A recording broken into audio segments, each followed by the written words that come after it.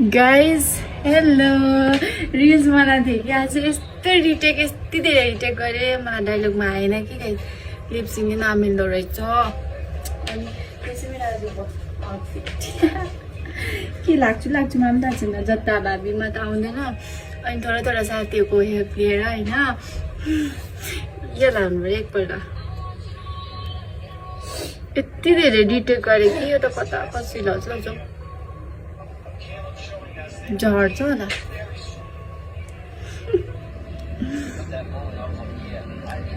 first time लाउँदैछु यो त मैले नेल पलिस सुरु गर्नुपर्ने भइरहेको छ नि केही रिल्स आउँछ होला मेरो अहिले एकछिनमा